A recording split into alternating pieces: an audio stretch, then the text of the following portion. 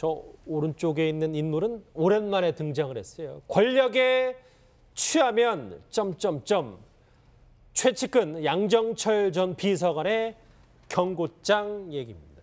이 백의종군을 선언하고 뉴질랜드로 떠났던 이 문재인 대통령의 복심 양정철 전 비서관이 일시 잠깐 귀국을 했습니다. 위원장입니다. 네. 그런데 이제 의미심장한 얘기를 했는데 저 의미를 우리는 어떻게 받아들여야 됩니까? 그러니까 이제 양정철 전 비서관 같은 경우는 뭐 자타가 다 공인하듯이 문재인 대통령의 사실 최측근이고 어떤 면에서 보면 문재인 대통령의 마음을 제일 있는 사람이라고 이야기할 수가 있겠죠.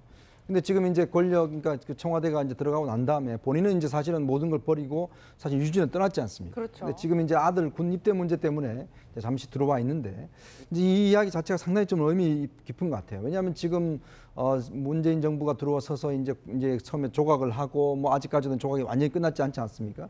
여러 사람들이 지금 뭐 권력에 줄을 대고 뭔가 하려고 하는 그런 상황에서 이 권력에 취하면 벌 받을 것이다라는 이야기가 뭐냐면 아마 본인이 보기에도 사실은 전부 다 어떤 면에서 보면 본인은 물러섰는데 사실은 문 대통령의 측근이다, 문 대통령을 위해서 뭐 했다라고 해서 계속 권력의 어떤 손을 대는 이런 사람들이 있는 것이죠. 그러다 보니까 이제 다들 나름대로 나는 역할을 했으니까 내 자리를 달라 뭐 이런 거라든지 아마 그런 이야기를 양 비서관이 다 들었을 겁니다. 잠시만요. 그러니까 지금도 속된 말로 불나방처럼 지금 문 대통령 옆에서 지금 계속 옆에 있는 사람들을 비판한 거다. 그렇죠. 왜냐하면 이제 자꾸 이제 그 본인들의 권력에 어떤 취해서 나는 이 자리를 가야 된다, 이 자리를 가야 된다, 나는 이만 공이 있으니까 이 자리를 달라라든지 아마 최근에 뭐 여당 내나 이런 상황을 보시면 사실 뭐 이 이력서가 지금 뭐 굉장히 쌓였다고 할 정도로 있지 않습니까? 이제 그런 면에서 본다면 양정철 전 비서관 입장에 본다면 이렇게 하면 이 정부가 성공하지 못한다. 결국 나도 버리지 않느냐. 그러면 정말 권력 옆에 있던 사람은 대통령의 문재인 정부의 성공을 위한다면 본인도 좀 포기하는 그런 모습 보여야 되는데 지금 사실 자기가 빠져버리는 상황에서 딴 사람들이 포기하는 게 아니라 오히려 더 지금 권력의 중심부로 모여들어가니까 그런 문제를 양정철 비서관이 상당히 좀 한 지적을 한 거 아닌가 저는 그렇게 해석을 하고 싶습니다. 바로 그런 점을 지적했고요. 그 조금 더 붙인다면 권력은 마약과도 같다는 이야기를 하지 않습니까? 권력이라는 게 힘이 있기 때문에 평소에 전혀 느껴보지 못했던 힘을 자기가 발휘하는데 그것을 마치 자기의 개인적 능력으로 착각하기 시작하면 거기서부터 큰 문제가 발생하기 시작하는 거죠. 이 정권이 어떤 정권입니까? 촛불 민심으로 해서 이렇게 탄생된 정권 아닙니까? 그런데 그게 권력에 취해서 국민의 정서를 제대로 읽지 못하고 조금이라도 이탈하는 그런 척건들이 생긴다면 그것은 뭐 더 준엄한 심판을 받기 때문에 그런 강력한 경고의 메시지를 양정철 전 비서관이 한번 던지고 가는 것이 아닌가 그렇게 봅니다. 예, 이현정 의원님 그런데 저는 진짜 단순한 궁금증인데 분석에 따르면 그럼 양정철 전 비서관 분명히 뉴질랜드 가 계셨는데 이 내부 상황 다 보고 받으시는 건가요? 뭐 그냥 가만히 있어도 텔레파시가 가지 않겠습니까? 사실 뭐 양정철 비서관이 거기 가 있다고 해서 사실 국내 문제 관심이 없다는 것은 뭐 말이 안 되겠죠. 그리고 또 뭐 인터넷이나 여러 가지 방법 또 이제 국내 또 본인들 측근들이 굉장히 많이 있습니다. 사실 뭐 SNS 통해서 내부 사정들은 뭐 제가 알기로는 뭐 많이 전달하고 하는데 예. 이제 아마 그런 상황들을 제가 볼 때는 뭐 유죄는 있어도 뭐 훤히 꿰뚫고 있을 겁니다. 누가 어떻게 되고 있고 이런 상황들 많겠죠. 그렇기 때문에 이제 그런 문제들을 사실은 참 어떤 면에서 보면 옆에 없고 또 멀리서 그런 이야기 들어야 하니까 굉장히 더 괴롭지 않겠습니까? 그리고 또 양정철 전 비서관 때문에 또 이 정권에 합류한 사람들이 꽤 많아요. 근데 그분들이 사실은 지금 어떻게 보면 붕 뜬 상황에 된 분들이 꽤 많습니다. 그러다 보니까 본인이 아마 그것도 좀 미안하고 해서 이번에 좀 워낙 황급히 갔기 때문에 이번에 와서 좀 그런 분들 만나 뵙고 좀 그런 이제 한 뒤처리를 하는 그런 상황에서 온 것 같습니다. 근데 누가 전달 안 해줘도 양정철 비서관 정도 되면은 이 전반을 다 훤히 꿰뚫고 있기 때문에 신문에 나는 기사 하나, 인터넷 기사 하나만 봐도 이게 부적절한데 저게 적절한데 하는 이런 충분한 판단을 할 수가 있습니다. 예. 초심 잃지 말라고 다 하는 얘기겠죠. 이종우 시장님. 그런데 건강 얘기도 했어요, 문 대통령. 네, 그렇죠. 양정철 전 비서관이 제일 만나고 싶은 사람이 누굴까요?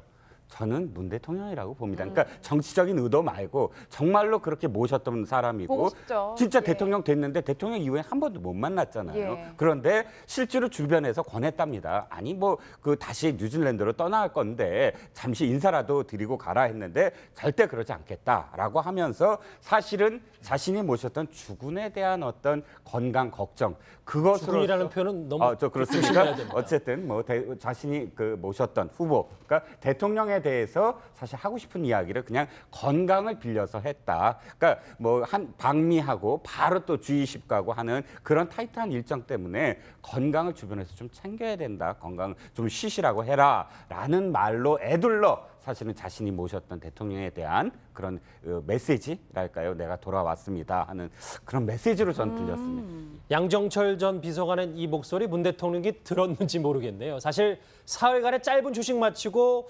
건강은 잘 회복했는지는 모르겠는데 그런데 문 대통령이 얼마 전에 본인이 참석하지 않아도 되는 회의까지 찾아갔습니다. 그게 무슨 연유인지 영상으로 한번 준비를 해봤습니다. 대통령님께서 갑자기 기획조정회의라고 저희끼리 회의하는 네. 회의에 갑자기 문을 열고 들어오셨어요. 그래서 참석자들이 모두 다 깜짝 아니 대통령 왜 오셨습니까? 근데 대통령님이 제 방에 전화를 하셨는데 제가 없다는 얘기를 듣고 그럼 어디 지금 있냐 그래서 어디에서 회의하고 있다라고 하시니까 대통령이 거기까지 찾아오신 거예요. 찾아오신 거예요?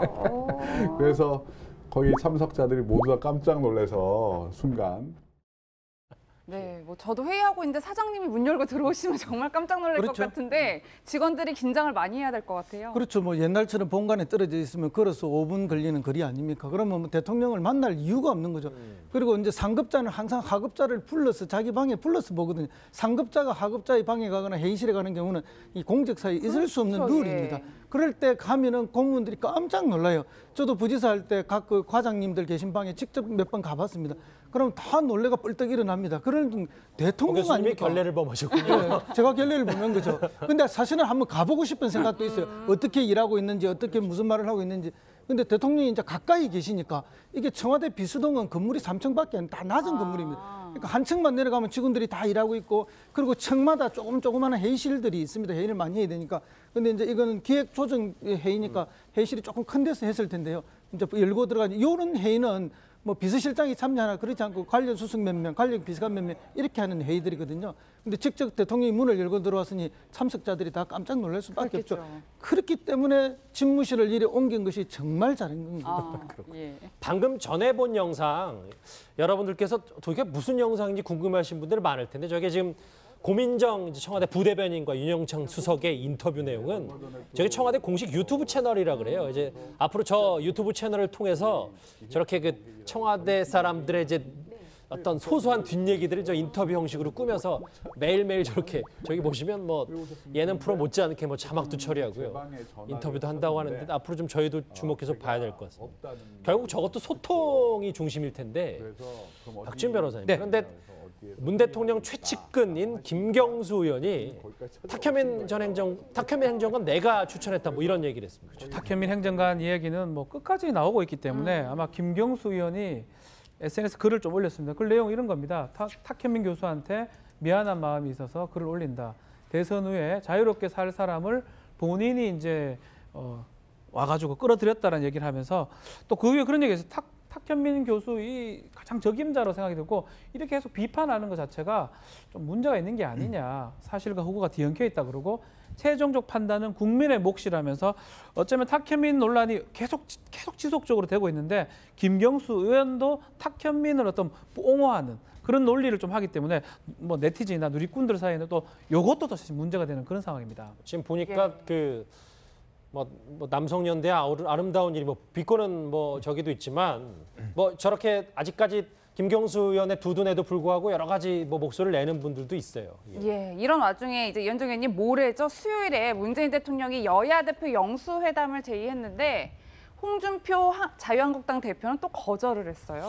그래서 저도 뭐 이런 상황을 처음 봐서 왜냐하면 사실은 뭐 대통령이 다른 문제도 아니고 외교와 관련된 문제로 관련해서 이제 영수회담을 제의했는데 왜냐하면 예전에는 야당 대표들이 계속 영수회담 하자라고 이야기를 했어요.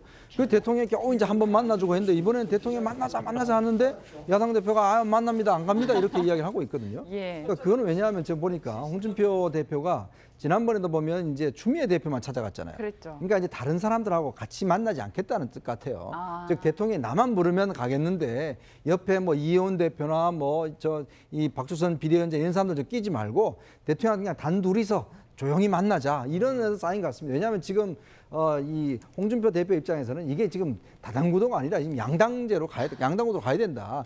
이런 거를 본인이 아마 정책 메시지를 끊임없이 보내고 있는데 예. 사실은 뭐 어차피 그거는 국민들이 만들어준 거 아니겠습니까? 그리고 지금 대통령이 정말 외교적인 문제를 가지고 뭐 계속 자유한국당 비판하고 있잖아요. 근데 대통령 앞에 가서 비판하셔야죠.